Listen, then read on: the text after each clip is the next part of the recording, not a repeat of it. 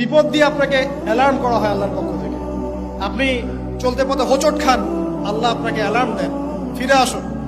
চলছেন বিপথে, আল্লাহ পাক অ্যালার্ম দেন, ফিরে আসো। আল্লাহ পাকের পক্ষ থেকে কিন্তু এগুলো আসে। আল্লাহ পাক আদম এবং হাওয়া আলাইহিস সালাম এবং আদম সন্তান সবাইকেই সৃষ্টি করেছেন। উদ্দেশ্য হচ্ছে আল্লাহ পাক আমাদেরকে জান্নাত দিতে চান। আল্লাহ পাক চান যে আমরা যেন জান্নাতে যাই। যদি আমরা জান্নাতে যেতে না পারি পরকালে, একটা কারণে যেতে পারবো না, অনলি একটা কারণ, সেটা হলো আমাদের নিজের দোষে।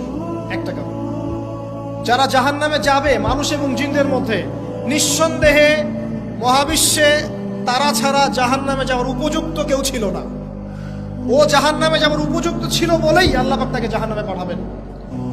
আর যারাই জান্নাতে যাবে প্রত্যেকেই শুধু আমলের বদৌলতে যাবে না, বরং আল্লাহ পাকের রহমতেই যাবে।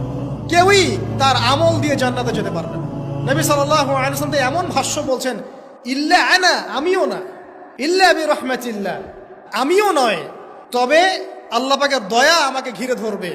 আল্লাহ পাকের রহমত যাদের উপরে বর্ষিত হবে তারাই জান্নাতে যাবে ইনশাআল্লাহ। কে আমল দিয়ে যেতে পারবে।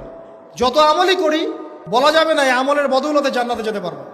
আল্লাহ পাক দয়া না করলে হবে না। আল্লাহ পাক চান যে আদম সন্তান যেন জান্নাতেই যায়।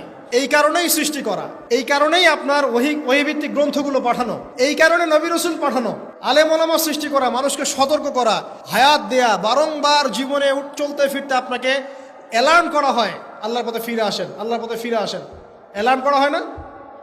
বিপদ দিয়ে আপনাকে অ্যালার্ম করা হয় আল্লাহর পক্ষ থেকে। আপনি চলতে পথে হোঁচট খান, আল্লাহ আপনাকে অ্যালার্ম দেন, ফিরে আসো। চলছেন বিপথে, আল্লাহ পাকে অ্যালার্ম দেন, ফিরে আসো। আল্লাহ পাকের পক্ষ থেকে কিন্তু এগুলো আসে।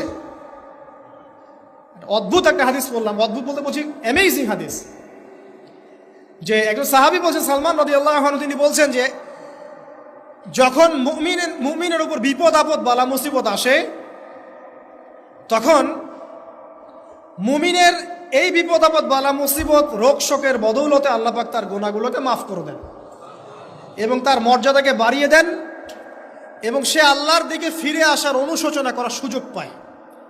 আর যখন কাফের মুশরিক বা ফাসেক মানুষকে এইসব রোগ ব্যাধি বিপদ আপদ বালা মুসিবত ঘিরে ধরে, তার দৃষ্টান্ত সেই উটের ন্যায় যে উটটাকে তার মালিক বেঁধে রেখেছে, এরপর ছেড়ে দিয়েছে। সেই উটটা বুঝতেও পারলো না কেন তার মালিক তাকে বেঁধে রাখলো আর কেনই বা তাকে ছেড়ে দিল। কথাটা কি বুঝতে পারছেন? যারা আল্লাহ দ্রোহী, তাদের উপর যখন বিপদ আপদ বালা মুসিবত আসতে থাকে, তারা বুঝে না যে কি জন্য আসলো আর কেন চলে গেল। কিন্তু মুমিন ব্যক্তি যারা মুসলিম, আল্লাহর অনুগত, তাদের বিষয়টা হচ্ছে এমন বিপদ আপদ বালা মুসিবত রোগ ব্যাধি তাদেরকে আল্লাহর দিকে ফিরিয়ে নিয়ে আসবে। দেখুন, এই যে পৃথিবীতে নামিয়ে দেয়া, এরপর আল্লাহর পক্ষ থেকে ঐশী গ্রন্থগুলো পাঠানো,